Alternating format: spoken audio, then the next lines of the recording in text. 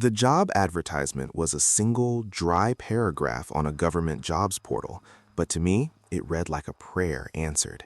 Seasonal fire lookout, it stated, offering a pittance of a stipend for 3 months of profound isolation. A year ago, the idea would have been laughable, but now, at 20, my life was a chaotic mess. My relationship with Sarah had imploded in spectacular fashion. Her final words, "You're emotionally vacant, Alex," echoing in my ears during quiet moments. This accusation was followed by my parents' relentless campaign to steer me towards a law degree, a future so antithetical to my own desires that it felt like a slow-motion strangulation. I wasn't living, I was perpetually bracing for the next confrontation. So the prospect of living in a glass box 60 feet in the air, miles from another human being, wasn't just a job, it was a desperate flight for survival. I needed to escape the noise, to see if there was anything left of myself underneath it. The man I met at the trailhead was Henderson. He had a face like a dried-up riverbed and hands that looked like they could crush stone. He said little on the rattling drive up the mountain, letting the groaning complaints of his ancient pickup fill the silence. "Tower's been dormant 5 years," he grunted, navigating a particularly nasty rut. "Satellites do most of the work now, but they can't see into the deep valleys when the inversion layer is thick. You're a blind spot monitor, kid, an analog solution to a digital problem." He called the place Lookout 7, but corrected himself, saying the old-timers knew it as the Crow's Nest. When we finally arrived, the tower was a spindly skeleton of steel against the vast, empty sky. It looked fragile, temporary. Henderson led me up the swaying steps, his boots clanging a rhythmic toll. The room at the top was smaller than my bedroom back home, a 10 by 10-foot cage of glass and weathered timber. He showed me the necessities: a cot with a thin mattress, a propane stove, the polished brass bulk of the Osborne firefinder, and the radio, its plastic casing yellowed with age. On the thick wooden desk, generations of lonely souls had etched their presence. Ed, 78, the Watcher. Smokey, 82, is anyone out there? Ghost, 85, it sees me. The last one made me pause, a creepy, prophetic warning from a past I couldn't imagine. Henderson saw me looking. "Lot of lonely guys, lot of time to think," was all he said. His final instructions were grimly pragmatic. "Check in twice a day, 0800 and 2000. Miss a call, I send a ranger, and they are not happy hikers, you understand?" He paused at the trapdoor, his gaze lingering. "And listen, the silence up here, it's a living thing. It can play tricks. You think you see something? It's probably deer. You think you hear something? It's probably the wind. But if you're sure, if you're really, really sure, you call me straight away." He left, and the silence he spoke of descended like a physical weight. The first 2 weeks were a balm. I felt the tight knots in my shoulders begin to loosen. The world was a masterpiece of greens and blues, the sky a vast, ever-changing canvas. I watched thunderstorms form 100 miles away, silent, flickering light shows on the horizon. I read the dog-eared westerns left in a crate by my predecessors. I felt calm. The peace was shattered on the 15th evening. During my final panoramic sweep with the binoculars, a brilliant flash erupted from Sentinel Ridge, a craggy spine of rock 2 miles to the west. It wasn't the gentle glint of water. It was a sharp, focused, optical flash. A lens. A telescope. My breath hitched. I scanned the area for a full 10 minutes, but saw nothing but rock and shadow. I logged it, feeling a prickle of unease. Later, as I lay on my cot, suspended between the stars above and the dark earth below, the radio crackled. A sharp burst of static, and then, for a heartbeat, a clear, high-frequency humming. It was an electronic sound, but it had a strange melodic quality, like a distorted lullaby. Then, just as suddenly, it was gone, leaving a silence that was now charged with a terrifying new question. Was I truly alone? The perfect solitude of the Crow's Nest had been irrevocably contaminated. The feeling of being the sole inhabitant of my vast kingdom was replaced by the gnawing suspicion that I was, in fact, under observation. My daily routines became tinged with paranoia. Every sweep of the binoculars was a hunt, my eyes straining to catch another glint of light from Sentinel Ridge. I saw nothing. For a week, the forest remained quiet, the radio silent. I began to relax, to convince myself that the flash was a stray reflection and the humming a bit of atmospheric interference. I was the city kid Henderson had warned me about, spooked by shadows. The forest was testing me, and I was failing. I resolved to be more rational. That resolution lasted until I went to replenish my firewood. I had spent an afternoon chopping and stacking the wood into a neat 4-foot cube at the tower's base. It was mundane work, but satisfying. When I descended the ladder a few days later, the cube was gone. In its place stood a 7-foot-tall, perfectly conical spire of logs, tapering to a single point. It was an impossible structure. My mind raced, trying to find a rational explanation. A sudden, powerful wind. No, the logs were too heavy, the structure too precise. A bear? The dexterity required was far beyond any animal. It had to be human. My mind reeled. Who would do this? Why? It wasn't just a prank. It was a territorial marking. It was a clear, unambiguous statement. I am here. This is my forest. You are the intruder. I backed away slowly, my eyes locked on the wooden spire, before scrambling back up the ladder, my heart hammering against my ribs. I bolted the trapdoor from the inside, a gesture I knew was utterly futile. The nights were transformed into an ordeal of listening. The wind was no longer a friend. It was a conspirator, carrying sounds I couldn't identify. One night, I was jolted from a shallow sleep by the piercing cry of a red-tailed hawk. But the sound was coming from directly below the tower, and it was 3 in the morning. As I strained to listen, the cry repeated, but it began to subtly change, the cadence shifting, the pitch modulating, until it was a perfect, horrifying mimicry of a human infant wailing in distress. It was a performance, a piece of psychological theater designed for a solitary audience. The sound finally faded, leaving me trembling in the darkness, drenched in a cold sweat. I felt a profound sense of violation, as though something was trying to pry open my mind and play with the wiring inside. My next 8 p.m. call with Henderson was a disaster. I tried to explain what was happening, my voice tight with fear, but the words sounded insane even to my own ears. "Henderson, someone is out here. They're messing with me." I told him about the woodpile, about the bird call that sounded like a baby. The silence on the other end of the line was heavy with skepticism. "Alex," he said, his voice laced with a weary patience I was beginning to loathe. "You're 100 miles from anywhere. The most dangerous thing out there is your own imagination. Get some sleep, kid." The click of his radio signing off was the sound of a door being shut in my face. I was utterly, terrifyingly alone. That night, as if on cue, the new sound started. It was a faint, rhythmic tapping, carried on the wind from the direction of Sentinel Ridge. Tap, tap, tap, tap. It was a pattern, a code. It was a signal fire made of sound, and it was burning just for me. The nightly tapping became the new rhythm of my existence. It was a metronome, marking the slow decay of my sanity. My world had shrunk to the 10 by 10-foot cabin and the circle of trees I could see below. My tormentor, however, was about to make the game much more personal. I had a small, secret rebellion tattooed on my right shoulder blade a month before I took the job, a single raven's feather. It was hidden, personal, a symbol of the freedom I was seeking. I had been sunbathing on the catwalk, shirtless, for a few hours one afternoon. The next morning, I found a small, exquisitely carved wooden feather sitting on the railing, right where I had been lying. It was a perfect replica of my tattoo. I think I stopped breathing for a full minute. The firewood was one thing, the sounds were another. This was a violation of a different order. This was an intimate intrusion. He had been close enough to see the ink on my skin. The watcher on Sentinel Ridge was not just a distant observer. He was a phantom who could approach without a sound, who could see the secrets I kept hidden under my own clothes. The feeling was not just of being watched, but of being known, of being possessed. This new level of intrusion sparked a frantic, desperate energy in me. I took my phone and spent the next hour walking the catwalk, holding it high, pointing it in every direction, begging for a single bar of signal. For a miraculous moment, on the northeast corner of the railing, it appeared, 3 bars of LTE. My fingers, clumsy with adrenaline, flew across the screen. I typed in every combination of words I could think of. Kaniksu hermit, forest stalker, Kaniksu ghost.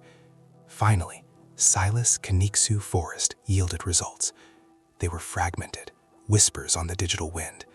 A hiking forum post from 2008 described a creepy old man who shadowed a group of backpackers, leaving little stickmen outside their tents. A 2014 news brief detailed the search for a missing hunter, whose abandoned campsite was found surrounded by strange ritualistic carvings of birds. One chilling reply noted that the hunter was never found, but his wedding ring turned up a year later on a church collection plate 100 miles away. The signal vanished as quickly as it had appeared, leaving me with a name and a history of malevolence that stretched back years. My ghost had a name: Silas. My 8 p.m. call to Henderson was different.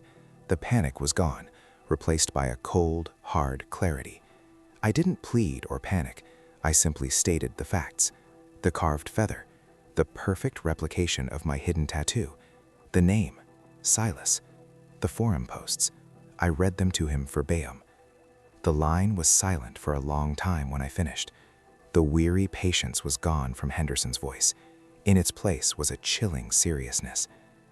"Okay, Alex," he said, his voice low and tight. I underestimated the situation. Silas is real. We thought he was just a story the local kids told each other. Most of us did. But those reports, some of them are real. We are treating this as a credible threat. He told me an extraction team would be at the trailhead at 0800 the next morning. Pack a go bag. Bolt the door. Do not go outside for any reason. Do you copy? The relief was so profound it almost brought me to my knees. It was ending. I was going to be safe. But Silas had other plans. As dusk settled, the tapping began. Not from the ridge, not from the base, from the metal stairs of the tower itself. It was slow, deliberate, each impact a hammer blow to my heart. Tap, tap, tap. He was climbing, and as he climbed, the rhythm changed. A-L-E-X. He was spelling my name. He knew I was leaving, and he was coming to say goodbye. The rhythmic metallic clang of my own name being spelled out on the stairs below me was the sound of the world ending. Each impact was a nail being hammered into the coffin of my hope. The extraction was a lifetime away. First, I had to survive the night. As if summoned by my terror, a thick, unnatural fog began to roll in, a silent, gray tide that swallowed the forest whole. Within minutes, the ground vanished. The tower was an island in a sea of nothing, a prison in the clouds. I tried the radio, my hands slick with sweat. Dead, not even static. The fog was too dense. My lifeline was cut. I was alone with him. I threw the heavy deadbolt on the trapdoor, the sound echoing in the claustrophobic space. I dragged the heavy footlocker full of canned goods on top of it, a futile, pathetic barricade. I turned off my lantern, plunging the cabin into a deep, velvety blackness, broken only by the faint, ghostly light of the fog outside. I crouched in the corner, clutching a heavy fire extinguisher, my only weapon. My senses were on fire. Every creak of the tower in the wind was him. Every drip of condensation was a footstep. The tapping on the stairs had stopped. The silence he left behind was a living entity.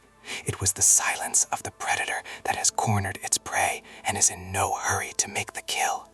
I could hear my own blood roaring in my ears, a frantic drumbeat against the stillness. Then a new sound, the soft scuff of a boot on the wooden catwalk just outside the door. He was here. He had arrived. I held my breath, my body rigid, praying he would think I wasn't there, that I had somehow vanished into thin air. The doorknob began to turn, slowly, almost gently. It met the resistance of the bolt and stopped. A pause. Then it rattled, a sharp, angry sound that vibrated through the floor. A heavy thud struck the door. He was throwing his shoulder against it. The entire cabin shuddered. Thud. The wood around the lock groaned. Thud. A splintering crack shot through the door frame. He was going to break it down. He was going to get in. In a blind panic, I screamed, a raw, ragged, animal sound of pure terror. I screamed until my throat was raw. The assault on the door stopped. I was left gasping for breath, my screams swallowed by the infinite, indifferent fog. Had I scared him off? The foolish hope died as a new sound began, a faint scratching on the window to my left. I turned my head, every muscle screaming in protest. A figure was standing there, a tall, gaunt silhouette against the pale glow of the fog. His features were indistinct, a smudge of darkness, but his presence was a physical force. He wasn't trying to break the glass. He was just watching me. I could feel his eyes on me, cold and ancient. He raised a hand, and in it I saw the small hammer from my vision. He brought it to the glass and tapped, the sound shockingly loud in the silence. Tap, tap, tap, tap. It was his signature, his calling card. He wasn't a mindless beast trying to break in. He was an artist, and my terror was his masterpiece. He had no intention of killing me, not yet. He was here to deconstruct me, to unmake me, piece by agonizing piece. He wanted me to understand the totality of his power and my own insignificance. The lock on the door, the glass in the window, the 60 feet of air below, they were all illusions of safety. He could get to me whenever he wanted. He stayed at the window for hours, a silent, unmoving sentinel. I didn't move, I didn't breathe, I just stared back at the silhouette, my mind fracturing under the weight of his relentless, silent observation. I was no longer a person, I was a thing, a trapped animal in a cage, and the zookeeper had come to visit. Dawn arrived not as a glorious sunrise, but as a slow, grudging retreat of the darkness. The gray fog began to thin, and the silhouette at the window dissolved with it, fading back into the returning world like a bad dream. He was gone. My body was a wreck. Every muscle ached from tension, my throat was raw, and my mind was a hollow, echoing chamber. I crawled to the radio and flicked the switch. For a moment, only static. Then Henderson's voice, sharp with a night's worth of anxiety, blasted into the room. "Alex! Christ, kid, are you there? Talk to me!" My attempt to respond came out as a dry, rasping sob. It was a sound of complete and utter brokenness. It was enough. "Okay, son. Okay." Henderson's voice was softer now, filled with a grim understanding. "I hear you. A ranger, Marcus, is on his way up to you now. Just hang tight. It's over." When Marcus arrived, he found me on the floor, still clutching the fire extinguisher. He didn't bombard me with questions. He just sat with me, gave me water, and waited for the shaking to subside. When I could finally speak, the story tumbled out in a fractured, incoherent torrent. He listened patiently, his eyes taking in the splintered door, the deep scratches on the window pane. He helped me pack, his quiet competence a reassuring anchor in my sea of trauma. Before we descended, he paused. "There's one more thing," he said, his voice heavy. At the base of the tower, he showed me the final display. The bizarre conical woodpile was gone. In its place was a wide circle of stones, and on every stone and on the branches of the tree surrounding the clearing were the carved wooden crows, dozens of them, an army of silent, watching birds. In the very center of the stone circle was a small mound of fresh earth, and sticking out of it was the carved wooden feather, the one that mimicked my tattoo. It was a grave, my grave. "We found these before," Marcus said, his voice a low whisper. "His little art projects. After he's broken someone, he's marking you, claiming you." Marcus told me the rangers believed Silas was the grandson of a lookout who had gone mad and vanished from this very tower in the 1960s. A ghost story, made flesh and blood. My return to civilization was a violent culture shock. The city noise I had fled was now a terrifying cacophony. The faces of strangers in the street all seemed to hold a hint of his malevolent patience. I moved into an anonymous high-rise apartment, 18 floors up. I thought the height, the concrete, the sheer number of people would make me feel safe. I installed an expensive security system with cameras pointing at every door and window. But I am not looking for intruders. I am looking for him. My family thinks I have PTSD. They urge me to see someone, to talk it out. They don't understand that you can't talk away a ghost. You can't medicate a curse. They think the horror ended when I left the forest, but they are wrong. It was just the beginning. Because sometimes, in the dead of night, when the city finally holds its breath, I hear it. A faint sound, coming from the walls or the floor above. It's a sound that I can feel in my bones. It is the sound of a small hammer tapping on a hard surface. Tap, tap, tap, tap. Sometimes I think I see a flicker of a shadow on my security feed, a bird passing by the lens, but I know it's him. And I know, with a certainty that is colder and sharper than any fear I felt in that tower, that he is not a memory. He is a part of me now, and he will be with me until the day I die, a silent, patient watcher, waiting in the silence.